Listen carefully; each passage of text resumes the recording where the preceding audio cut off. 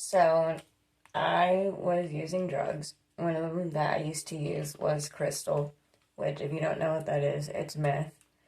And I moved out of state with my boyfriend, well, ex now, very unexpectedly. Like, my family had no idea that I was going. And it turned out to be a disaster. His whole family ended up hating me because of some drama that went on between us. But, anyways, Um, I was definitely using a lot down there because his uncle got a big settlement for like 16,000 and he was a meth head. So we used to be shooting like a gram a day at least. And there was one day, I think this was actually before he got his settlement because I feel like we would have got more if it was after the settlement. But there was a day we went to our dealer and his name was Tommy, and that really doesn't matter because I mean, good luck finding him. Um, but yeah, his name was Tommy, and he was used to doing meth and other hard drugs. Like, it didn't really faze him. He could do a lot, and it not be a big deal. Well, we came to get our stuff one day, and Tommy was flipping out, like he was shaking, and like we didn't know what was going on with him. So we figured there was no way it was from the ice because he's so used to doing it. And so we took it back home, and my ex was like, well, there's only a 20 here, so we're not both going to be able to get high off of this. Do you just want it? And I said, sure. And I'd always been told up to this point that you can't overdose off meth. And so we get it ready, and he starts pushing it in.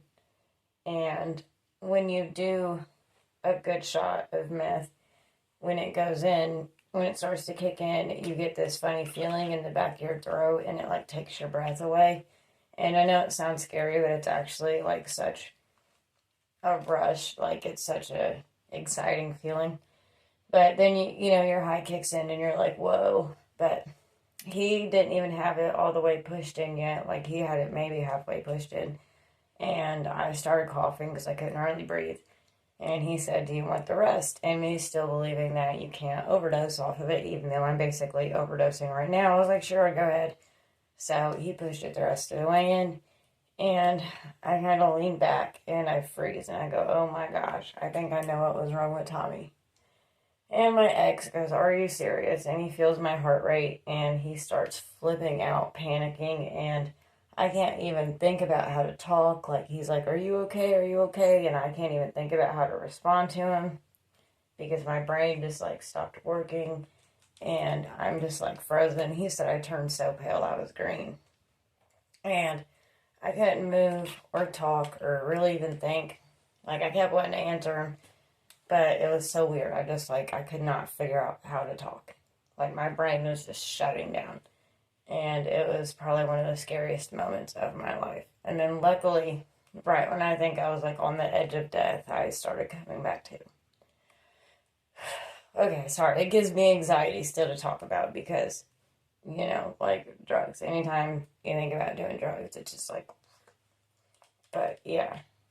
So that was the time that I almost overdosed off of meth, which is probably one of the only times I've ever overdosed off meth. There was another time that I was told I was being given meth, and it was actually bath salts, but that's not really like an overdose. I was like me being lied to. So that was also a pretty scary experience. My body started like going numb, and I started bleeding out various places in my body, and like I just went like completely limp. It was like I could feel like all my organs and my muscles and everything just shutting down. And again, my ex was like freaking out. He was like trying to scoop me up and call the cops and wipe the, or well, not really the cops, but he was getting ready to call the ambulance and trying to wipe the blood up. And it was a big mess. And I did not enjoy shooting at bath salts. I did enjoy Molly.